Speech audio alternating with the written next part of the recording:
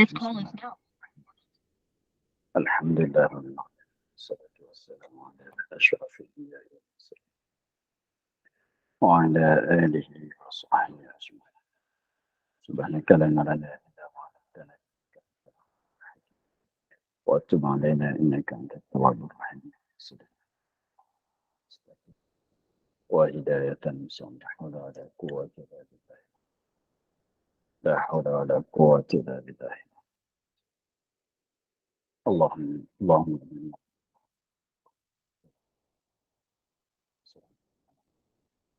وإنما الملائكة المقربين وأخرجنا من الظلمات الوحيد وأخرجنا من الكافرين برحمتك يا رب.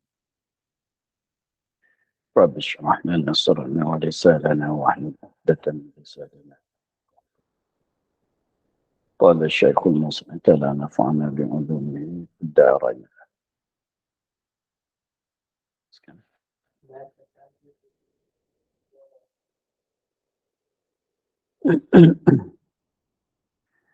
Dan ketahui olehmu bahawa Rasul itu maknanya makna Rasul.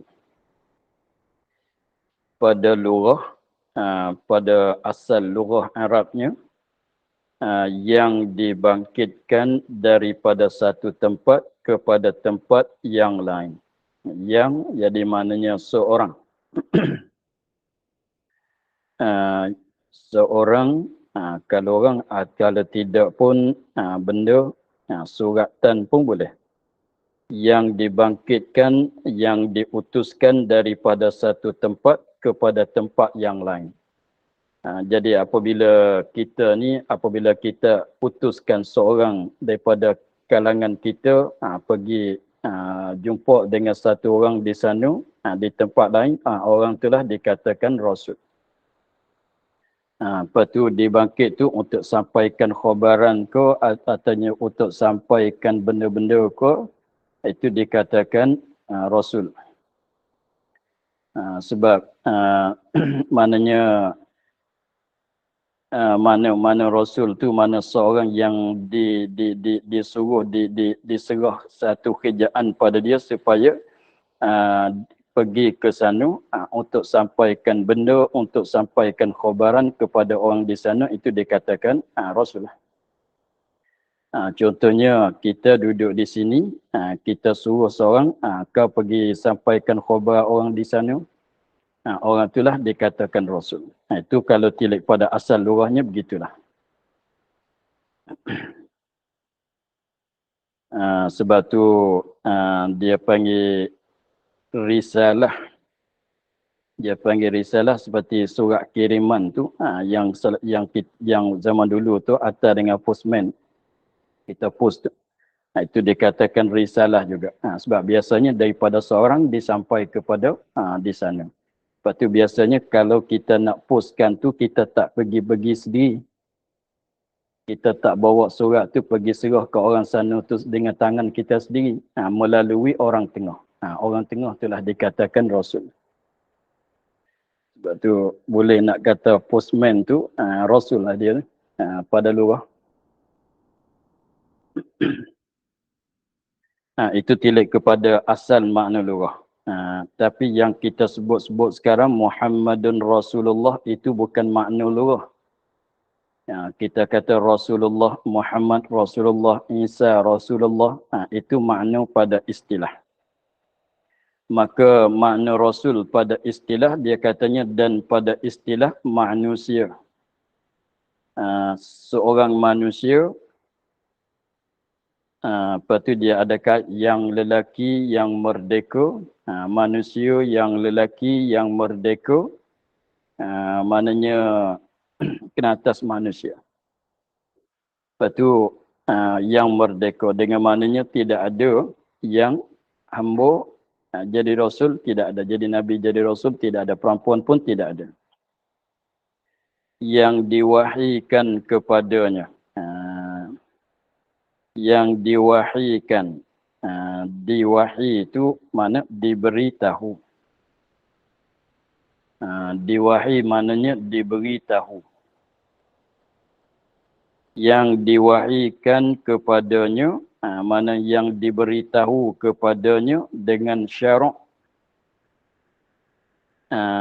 yang beramal ia manusia, seorang manusia tadi dengan dia. Jadi mana seorang manusia yang mana Allah Ta'ala beritahu kepada dia dengan hukum-hukum syarak, hukum-hukum Allah, dengan syarak, dengan hukum-hukum syarak, dengan hukum-hukum Allah wajib sunat dan lain lagi. Diberitahu tu untuk dia beramal dengan syarak, dengan hukum syarak itu. Untuk dia sendiri beramal dengan hukum syarak itu dan disuruh, tetapi bukan sekadar untuk diri saja dah. Dan disuruhkan dia dengan menyampaikan dia. Dengan tilik kepada disuruh menyampaikan dia kan syarak itulah dipanggil Rasul. Kalau tidak disuruh menyampai, maka tak panggil Rasul. Walaupun diberi tahu dengan hukum syarak sekalipun, sekiranya kalau tidak disuruh menyampai, maka taklah jadi Rasul. Adapun Nabi itu maknanya pada lugah yang mengkhabarkan. Yang mengkhabarkan.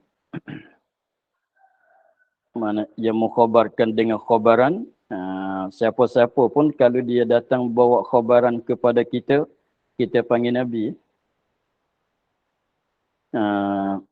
Siapa-siapa saja yang bagi tahu kepada kita dengan mana-mana khabaran, orang tu panggil Nabi dah tu pada lugah. Sebab Nabi tu ambil pada naba'a, artinya amba'a, mana mukhabar. Dia makna sama. Amba'a, akhbara, mukhabar, amba'a, mukhabar, memberitahu, bercakap. Tapi bercakap tu ada kala tak nak cerita, atau tidak memberitahu. Jadi maknanya naba'an ni kita cakap dengan orang untuk nak bagi dia tu tahu dengan cerita kita atau cerita mana-mana cerita sekalipun. Itu panggil yang mukhabar. Atau yang dikhabarkan dia. Ada dua ihtimal sebab ya wazan dia fa'ilun. Dengan mana isim fa'il atau dengan mana isim maf'ul. Pada lugah tu maknanya yang mengkhabar ke orang, artinya yang dapat khabaran daripada orang. Kita cerita khabaran kepada yang lain, kita Nabi. Artinya orang lain cerita khabaran kepada kita, pun dipanggil kata Nabi juga pada lugah. Lepas tu dia ada ambil daripada naba'ah. Sebab tu dia asalnya nabi'un. Nabiun, nabiun asal dia. Sebab tu setengah-setengah qiraah tu ada baca nabi'ah. Dan maknanya makna nabi pada istilah syarak, pada istilah tu kita pada istilah tambah ta, tambahkan ta di antara sad dan lam. Istilah syarak. Manusia yang diwahykan kepadanya dengan syarak, yang beramal ia dengan dia. Sakat ni sama dengan Nabi tadi, dengan Rasul tadi. Sebab tu katanya setiap Rasul tu Nabi. Sebab ada makna Nabi dalam makna Rasul. Sebab tu kita katanya setiap Rasul tu ialah Nabi. Tengok. Sebelah depan tu dalam ta'rif bagi Rasul tu ada makna Nabi tak kat situ? Ada. Cuba tengok tu sama dengan tadi. Manusia, cuba tengok ta'rif Rasul istilah tadi. Manusia juga. Yang diwahykan juga. Kepadanya juga. Dengan syarak yang beramal dengan dia. Sama. Dan jikalau tiada disuruhkan dia, kan manusia itu, dengan menyampai sekalipun. Jadi maknanya tak syarat. Disuruh menyampai pun boleh panggil Nabi. Tak disuruh menyampai kepada orang lain pun boleh panggil Nabi. Tapi nak panggil Rasul atas syarat disuruh menyampai. Kalau tak disuruh menyampai tak boleh panggil Rasul. Sebab tu Nabi Khidir, kita tak boleh panggil Rasul kepada dia. Kita tak boleh panggil Rasulullah kepada dia sebab Allah Ta'ala bagi tahu kepada dia saja, tidak disuruhkan dia menyampai kepada yang lain. Jadi maknanya sekadar katanya seorang manusia yang mana Allah Ta'ala beritahu kepada dia dengan hukum-hukum syarak untuk dia beramal sendiri dia, itu boleh panggil Nabi. Disuruh menyampai ke, tak disuruh menyampai ke, ikutlah. Sama. Kalau disuruh menyampai, Nabi juga Rasul. Kalau tak disuruh menyampai, Nabi saja tak Rasul. Jadi seperti kata tadi, makna Nabi itu ada masuk di bawah makna Rasul. Begitu. Jadi maknanya Nabi tak syarat disuruh menyampai. Rasul syaratnya disuruh menyampai. Kalau begitu, mana yang lebih luas? Mana yang lebih luas? Mana yang lebih banyak? Kalau kita kira tu yang tak ada syarat ni lebih banyak. Yang tak ada syarat mana? Syarat mana? Syarat disuruh menyampai ke tak suruh menyampai, tak ada syarat tu yang lebih banyak daripada yang ada syarat. Yang ada syarat tu ialah Rasul. Syarat nak panggil Rasul disuruh menyampai. Maka tiap-tiap Rasul itu Nabi. Mana? Kalau katanya dia ni Rasul, tentu dah dia tu Nabi. Dan tiada tiap-tiap Nabi itu Rasul. Kalau kata Nabi, belum tentu nak jadi Rasul. Itu maknanya begitu. Kalau kata Rasul, dah tentu kata dia tu Nabi. Kalau kata dia tu Nabi, belum tentu dia nak Rasul juga. Tengok, Khidir bukan Rasul, hanya Nabi. Maka antara keduanya, maka antara keduanya dua lafaz Rasul dan Nabi kira dimakna bagi dia. Panggilan Rasul, panggilan Nabi itu umum, khusus, mutlakon. Umum, khusus, mutlakon. Umum mana lebih luas makna dia. Khusus maknanya sempit makna dia. Maknanya umum tu banyak afrad, khusus sedikit afrad. Jadi maknanya sebab dia katanya umum khusus mutlak. Dia panggilnya begitu.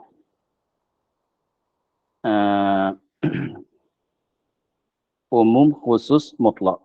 Mana umum semata-mata, khusus semata-mata, itu mana mutlak. Umum mutlak, khusus mutlak. Umum semata, khusus semata. Maknanya Nabi itu umum semata. Rasul khusus semata. Begitu. Jadi umum khusus mutlak.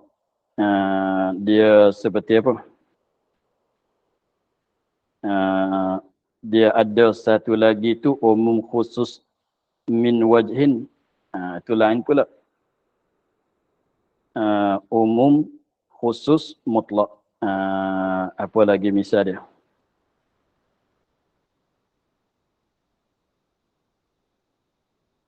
Seperti kita katanya kayu. Kayu masalah. Kayu apa? Kayu temesu masalah. Kayu temesu masalah. Kita katanya sebut kata kayu tu luaslah makna dia umum sebab kayu tu tak mesti temesu lagi. Cengar, kayu durian, kayu rambutan, katalah.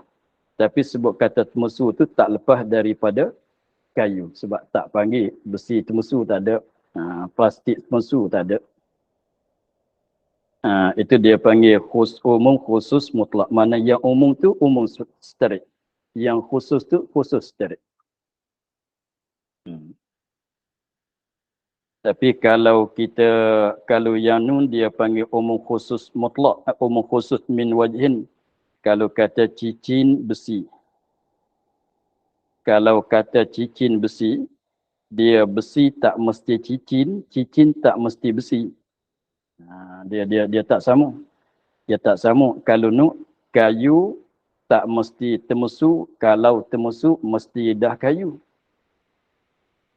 Tapi kalau cincin besi, cincin tak mesti dijadi daripada besi. Sebab cincin emas, cincin perak ada. Lepas tu besi pula tak mesti jadi cincin, jadi pisau, jadi apa dia.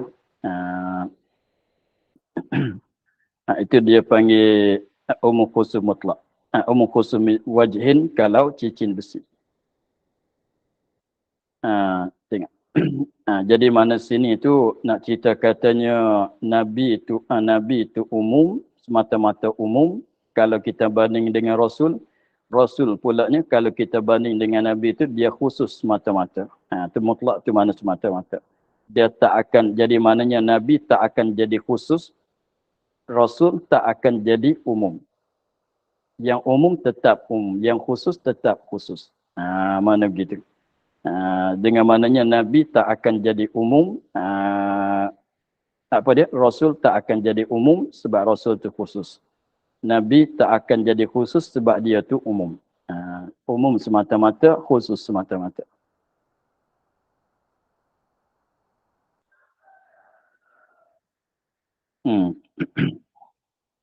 Bermula murad dengan Rasul pada kalam musannif itu Nabi kita Muhammad sallallahu alaihi wasallam.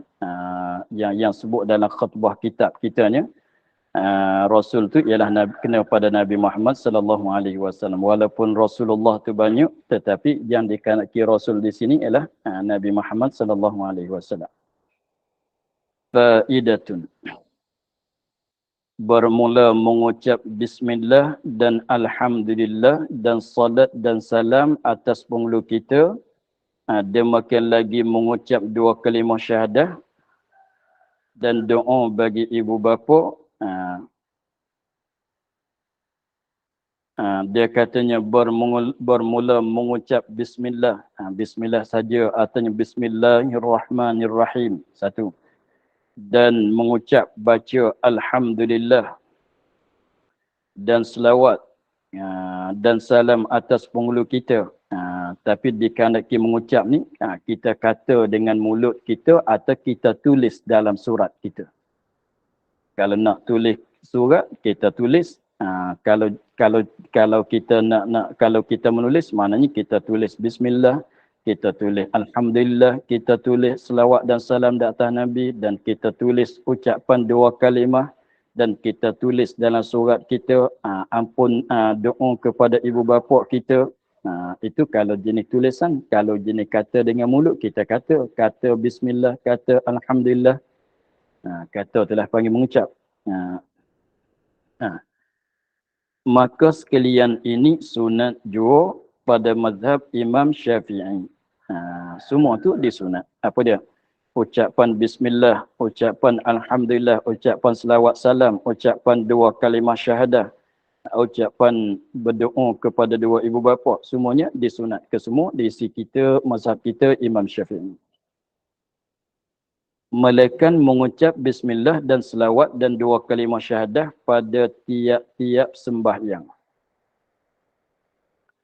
Melainkan bacaan bismillah, melainkan bacaan selawat, melainkan bacaan dua kalimah syahadah pada tiap-tiap sembahyang, maka itu wajib. Maka iaitu wajib. Kan? Bismillah wajiblah sebelum pada Fatihah. Lepas tu selawat, belum nak beri salam tu wajib selawat kan. Lepas tu dua syahadah wajib juga dalam tahiyat asyhadu alla ilaha, selepas pada assalamualaikum wa ala ibadillahis salihin, ada mengucap syahadah di situ. Situ wajib. Kalau tak baca batal sembahyang, berdosa lagi pula batal solat. Gitu. Bersalahan pada mazhab Imam Malik, maka mengucap yang demikian itu wajib pada seumur hidup sekali, dengan syarat ia niat yang wajib atasnya. Jadi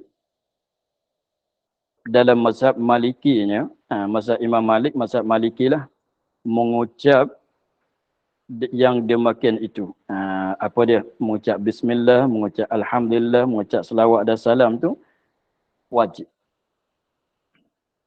Tapi wajib tu pada seumur hidup sekali.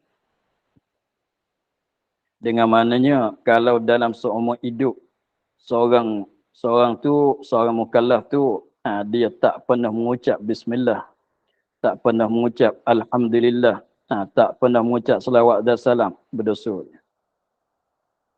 Berdosa. Dah. Tapi dalam mazhab Maliki dia kata dengan syarat ia seorang ia orang mukallaf tu niat yang wajib atasnya. Jadi mazhab Maliki tu kena wajib seumur hidup adalah satu kali dia baca bismillah, dia baca alhamdulillah.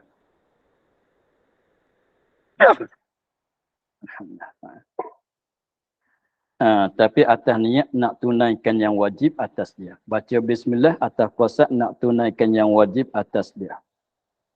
Baru lepas daripada wajib. Tetapi dalam mazhab kita jangan kira dalam bismillah dalam solat lah. Bacaan bismillah jangan tak kira dalam solat. Baca alhamdulillah jangan kita kira dalam solat nak baca Fatihah tu. Selawat jangan kita kira dalam Fatihah dalam solat lah. Adapun salam tak wajib dalam solat. Mengucap 2 kalimah syahadah kalau tak kira dalam solat, tak kira bagi orang kafir nak masuk Islam, maka ada semuanya sunat. Dengan maknanya kalau seorang tu dia orang mukmin tapi tak pernah baca bismillah. Mati dia semenjak lahir sampai ke mati tak pernah baca bismillah, tak ada dosa. Ini tak kira dalam solat. Sebab bismillah dalam solat tu wajib. Jadi maknanya tak ada dosa lah. Itu berbeza di antara mazhab kita dengan mazhab Malik. Tanbihun. Bermula hukum mengucap bismillah itu 4 wajah. Hukum baca bismillah itu ada 4 wajah, ada 4 hukum. Ada kalanya wajib. Dan ada kalanya sunat. Dan ada kalanya haram dan ada kalanya makruh. Bacaan bismillah tu setengah-setengah kelakuan tu hukumnya wajib, setengah-setengah ketika tu hukumnya sunat, setengah-setengah keadaan tu hukumnya haram, setengahnya hukumnya makruh. Tengok di mana tempat wajib. Kalau orang tanya apa hukum baca bismillah, itu kita jawab gitulah. Wajib pun ada, sunat pun ada, makruh pun ada, haram pun ada juga. Maka yang wajib itu bismillah pada membaca Fatihah di dalam sembahyang. Ini mazhab kita Syafi'i. Situ tempat wajib. Maka yang wajib itu ialah bismillah. Kita baca bismillah yang wajib ialah ketika kita nak baca Fatihah di dalam solat. Maklum? Dan yang sunat itu segala pekerjaan yang dicita-cita pada syarak. Bismillah yang sunat, bismillah yang disunatkan itu ialah bismillah yang kita baca belum pada segala pekerjaan yang dicita-cita pada syarak. Dicita-cita pada syarak, mana syarak cita-cita, syarak suka bagi kita buat. Makan, tidur. Jadi benda ni kalau kita buat tu dicitai oleh syarak, maknanya bukan syarak larang lah. Bukan syarak tak suka. Masuk dalam katanya makan, tidur, nak mula berjalan, itu dicita-cita oleh syarak. Tak nanti sampai ke sunat. Walaupun benda harus pada asal sekalipun makan, minum tu benda harus. Itu dah masuk dalam kata pekerjaan yang diceritai oleh syarak. Itu sunat. Padahal bukan zikir semata-mata. Padahal bukan pekerjaan yang dicita-cita pada syarak tu bukan zikir semata-mata. Jadi sunat baca bismillah pada pekerjaan yang diceritai oleh syarak. Patu pekerjaan yang diceritai oleh syarak tu bukan kena atas zikir semata-mata zikir. Kalau pekerjaan itu pekerjaan yang dicintai oleh syarak tapi kena atas zikir semata-mata, maka tak disunat. Maka tak disunatkan baca bismillah. Contohnya kita nak berzikir, tapi kalau zikir serta doa ada sunat. Zikir semata-mata, kita nak baca subhanallah, itu tak sunat bismillah. Mulai dengan subhanallah terus. Kita nak berzikir alhamdulillah. Tengok kita bersin ya.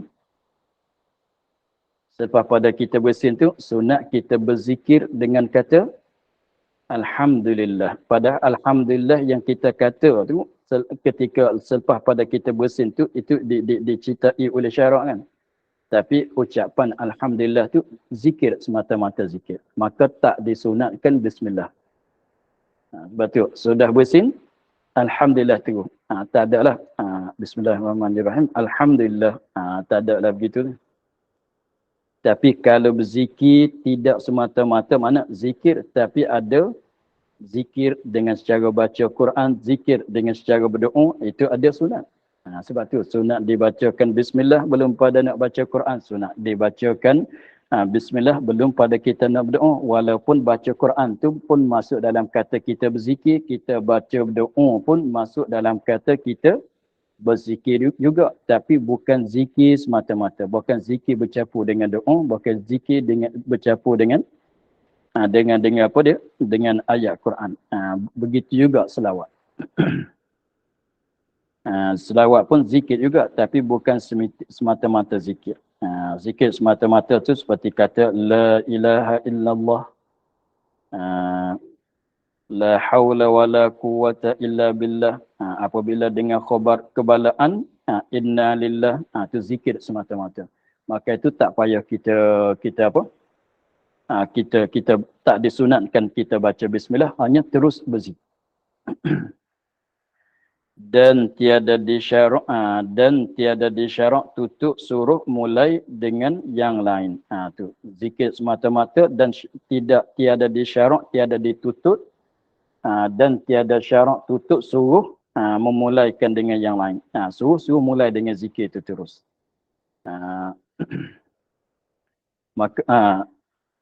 Maka sunat dimulai dengan bismillah. Zahirnya kena, maka tiada sunat dimulai dengan bismillah. Zahirnya begitu ya. Maka tiada sunat dimulai dengan bismillah. Mana pekerjaan iaitu mana yang zikir semata-mata. Zikir yang semata-mata zikir yang tidak ditutup mulai dengan yang lain. Nak baca nak apa dia? Nak mengucap la ilaha, nak berzikir la ilaha illallah, tak ada suruh bismillah dulu. Maka kita mulai dengan la ilaha illallah terus. Sebab tu tengok kita nak baca, nak berzikir afdalul zikri, tak ada bismillahirrahmanirrahim la ilaha illallah, tak ada, terus berzikir. Sebab bismillah tu pun zikir, la ilaha illallah pun zikir, mana zikir atas zikir pun tak masuk. Dan begitu juga ucapan bismillah sendiri itu pun zikir semata-mata juga. Sebab tu nak bismillah tak payah kita bismillah sebelum padanya. Kalau tidak tak sudah. Nak bismillah kena bismillah, nak bismillah kena bismillah. Itu pun tak juga, tak disunatkan. Dan yang haram itu segala pekerjaan yang haram zati. Yang ni bukan haram itu aridi. Jadi haram mengucap bismillah apabila seorang tu nak buat benda haram. Tapi haram tu haram zati. Maknanya haram dengan secara asal. Bukan haram dengan secara aridi. Seperti makan tu, kalau kita tilik kepada asalnya, tak haram kan. Makan nasi, makan apa, makan minum tu, hukum dia asalnya tidak haram, bukan harus. Tetapi makan nasi, minum air pun akan jadi haram juga atas niat. Seperti dia makan nasi, makan makanan untuk nak kuatkan badan, untuk jadi gagah, untuk nak pergi bercuri, maka jadi haram. Tapi dimaksud sini itu, tapi haram tu haram makan kerana nak kuatkan badan untuk nak kuatkan bercuri itu haram aridi dia panggil. Maka haram zati seperti bercuri, seperti minum arak, mengupat, begitulah. Maka bismillah, nak buat benda haram adalah bismillah tu hukumnya haram juga. Maka haram kita, jangan kata kita lah, dia lah. Maka haram kita, dia lah. Orang lain lah, bukan kita. Maka haram kita, dia, mulai dengan bismillah, seperti berzina itu. Seperti berzina. Dia nak berzina, dia baca bismillah. Maka berzina tu haram zati kan. Maka haram dia baca bismillah. Ini jikalau tiada qasad menghinakan nama Allah, dia nak berzina, dia baca bismillah. Hukumnya haram. Tapi haram tu, ini mana kata haram tu? Ini hukum haram. Baca bismillah kerana nak kerjakan benda haram. Kalau dia tidak ada qasad di hati dia nak menghinakan nama Allah, semata-mata baca. Dia orang ajar dia begitu, nak buat apa-apa bismillah. Dia pegang dengan kataan itulah. Nak buat apa, nak berzina pun bismillah, nak minum arak pun bismillah, nak makan nasi pun bismillah.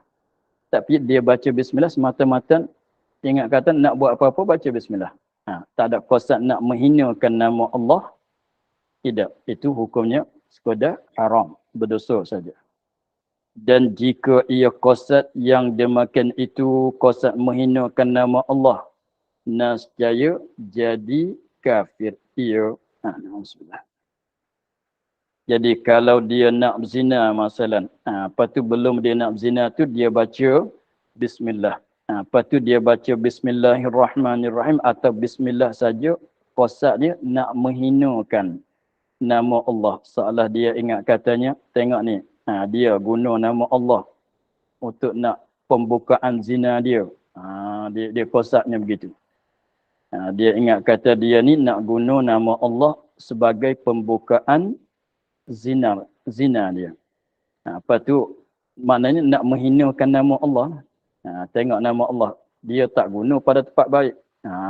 Dia qasadnya begitu. Maka orang tu jadi kafir. Alhamdulillah.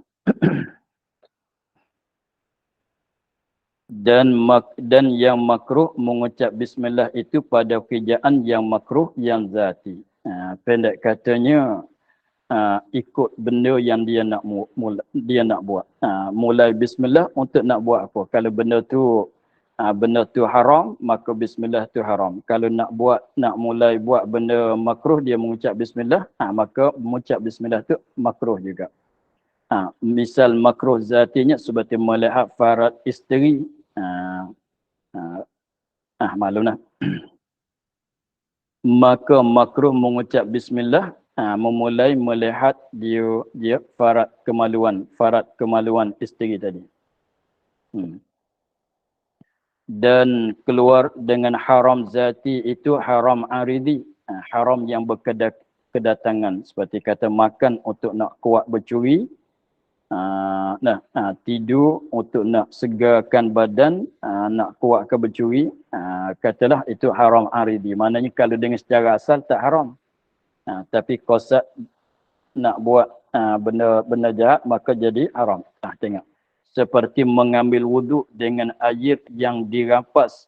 Asalnya mengambil wuduk tak sunat, wajib. Hukum zati, hukum asal, hukum zati bagi wuduk tu kalau tak wajib pun sunat, tak sunat pun wajib, tak lepas pada dua tu. Tetapi kalau dia mengambil wuduk dengan air yang dirapas, mana dia ambil air orang untuk ambil wuduk, atau air yang dicuri masalah, atau dia rapaskan air orang lain, lepas tu dia ambil wuduk dengan air yang dirapas, maka mengambil wuduk tilik pada hukum asal dia bukan haram. Tapi haram mengambil wuduk kali ini sebab dia guna air yang dirapas, artinya air yang dicuri. Dia makan lagi, keluar dengan kata makruh zati itu makruh aridi, seperti makan bawang mentah. Seperti makan bawang mentah. Kalau bawang dah dimasak, digoreng, direbus, itu tak bau busuk, tak makruh. Maka makan tu tak haram, tidak makruh, kan? Makan tu dengan secara asal tu tak makruh, tapi tilik pada benda yang dia makan tu bawang mentah, sebab tu jadi makruh. Maka tiap-tiap daripada kedua itu mana? Haram aridi, makruh aridi itu disunat mulai dengan bismillah. Sunat juga dimulai dengan bismillah. Begitu. Jadi maknanya kalau dia nak makan bawang mentah pun sunat juga. Sebab apa? Makan bawang mentah tu hukum makruh, tapi makruh aridi. Sebab kenapa boleh kata aridi? Sebab makan, semata-mata makan tu bukan dia makruh. Begitu. Wuduk asal hukumnya tak sunat pun wajib. Tetapi dengan sebab dia salah dia guna air orang lain, maka hukumnya haram. Maka rupa begitu sunat dia bismillah. Jadi maknanya dia nak ambil wuduk dengan air yang dia curi, air yang dia rapas, sunat juga dia baca bismillah. Jadi hukumnya sunat lagi. Itulah dah habis huraian mukaddimah kitab Ummul Barahin. Ni baru nak masuk tajuk kitanya. Kemudian kata musannif, i'lam annal hukmal aqliyya yanhasiru fi salasati aqsam. I'lam annal hukmal aqliyya yanhasiru fi salasati aqsamin. Ketahui olehmu bahawasa hukum yang dibangsa akal itu. Mana hukum akal? Hukum yang keputusan yang dapat dengan keputusan akal. Itu tersimpan ia pada 3 bahagai. Itu terjemuh daripada matan Ummul Barahin. I'lam annal hukmal, i'lam hendak mengetahui olehmu. Anna tu bahawasa al-hukmal aqliyah, hukum yang bahasa akal, yang hasiru tu tersimpan ia. Pada tu fi. Salah satu 3 aksam bahagai.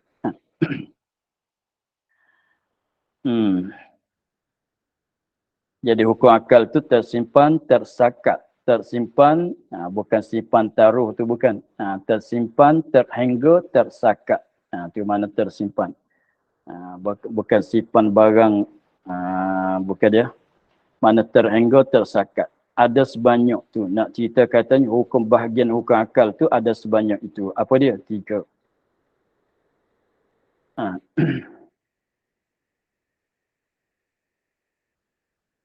Ni nak huraian lah. Huraian dia tu panjang pula.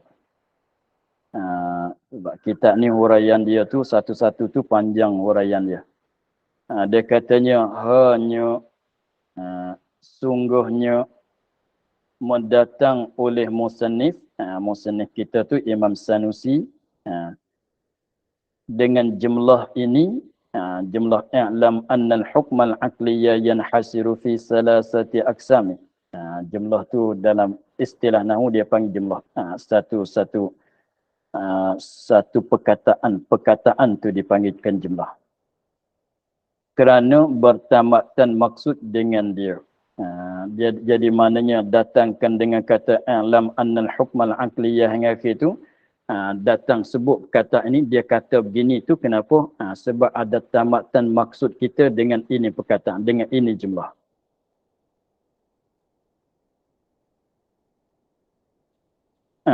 Dan kerana intifa' dengan dia pada maksud. Dan satu ilat laginya ialah kerana ambil manfaat dengan intifa', yang ambil manfaat dengan dia pada maksud. Jadi maksud kitanya, maksud kitab ininya ialah nak belajari ilmu usuluddin, ilmu akidah kan. Apa tu, itulah. Tapi belum pada nak sampai kepada tujuan kita, maksud kita, maka kena tahu benar ni dulu. Sebab hukum akal san itu ada ikatan, ada tamatan dengan maksud ilmu usuluddin, dan ada munafaat dengan maksud kita. Jadi maknanya nak bagi faham wujud kidam baka wajib, tak dapat tidak, kena tahu, kena faham mana wajib akli, mustahil akli, harus akli. Maka jumlah ini muqaddimah kitab. Maka jumlah ini i'lam annal hukmal akliyan muqaddimah kitab, bukan muqaddimah ilmu. Ini pendahuluan bagi kitab lagi, bukan pendahuluan bagi ilmu. Patut di mana muqaddimah ilmu? Adapun muqaddimah ilmu itu iaitu mabadi yang 10. Ini i'lam annal hukmal akliyan, orang kita panggil lah. Kita panggil muqaddimah kitab. Bukan muqaddimah ilmu. Kalau patu muqaddimah ilmu tu apa dia? Kena atas mabadi yang 10. 10 perkara yang lagi akan datang sebut. Jadi maknanya gini. Muqaddimah ilmu. Setiap-tiap ilmu yang kita hendak mempelajari itu ada muqaddimah dia ke semua.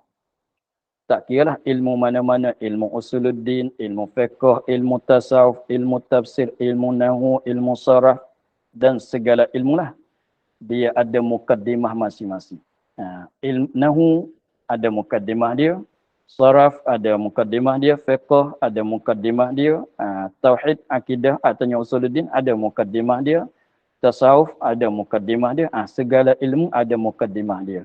Maka muqaddimah ilmu tu dikatakan mabadi yang 10 perkara yang lagi akan datang sebut. Jadi setiap-tiap ilmu yang kita nak belajar itu ada muqaddimah, ada mabadi dia.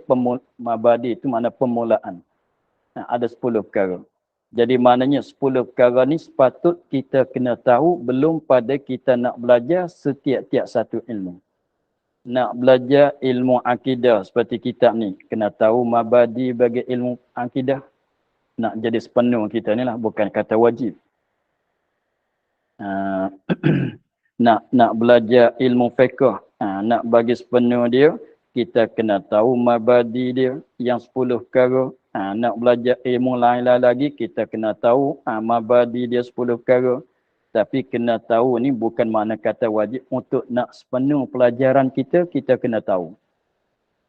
Untuk nak sepenuh mata pelajaran kita, kita kena tahu mabadi bagi setiap-tiap ilmu yang kita akan mengarungi di dalamnya. Maka tak dapat tiada daripada orang hendak masuk belajar suatu ilmu. Yang saya kata tadi. Nak sepenuh kena ada, kena tahu. Maka tak dapat tiada daripada orang yang hendak masuk belajar. Masuk ni mana nak mulai belajar. Nak masuk belajar, nak mulai belajar. Orang nak belajar itulah. Belajar suatu ilmu, mana-mana ilmu. Nak belajar mana-mana satu ilmu atas wajah, yakni dengan secara yang akmal, dengan secara terlebih penuh, itu hendaklah ia mengetahui mabadi yang 10 ini. Jadi kita ni apabila kita nak belajarkan mana-mana ilmu syarak dan juga ilmu lain-lain lagi pun, nak bagi sepenuh kita belajarkan ilmu itu, tak dapat tidak kita kena tahu, kita kena tahu akan mabadi dia ni yang 10 perkara. Ni penduluan dia. Dia panggil mabadi, permulaan. Sebab kena tahu ini dulu. Tengok, setengahnya kita katanya, apa faedah belajar ilmu ni? Kena tahu. Tengok, kalau nak makan ubat pun, jangan jumpa ubat nak makan, kena tanya, apa faedah ubat ini? Kena tahu. Apa faedah ilmu saraf? Apa faedah ilmu nahwu? Apa faedah ilmu fiqh? Apa faedah ilmu usuluddin? Kena tahu. Barulah sepenuh kita nak belajar. 10 perkara ni yang dinazam, Jadi mana disebut dalam bentuk syair oleh setengah ulama dengan katanya inna mabadi gitu lah.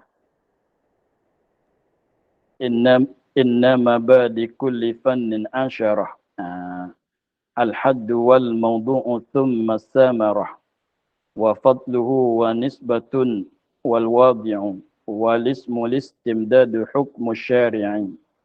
Masailu wal ba'du bil ba'di iktafa. Wa man daral jami'a haza syarafa. Kita nampaknya kita akhir sakat ni lah dulu. Iaitu yang dinazam oleh setengah mereka itu dengan katanya. Wallahu a'lam. Alhamdulillah rabbil alamin. أعوذ بالله من الشيطان الرجيم بسم الله الرحمن الرحيم الحمد لله رب العالمين والصلاة والسلام على أشرف الأنبياء والمرسلين وعلى آله وصحبه أجمعين اللهم افتح علينا فتوح العارفين ونور قلوبنا من نورك الكريم واجعل عملنا خالصة لوجهك الكريم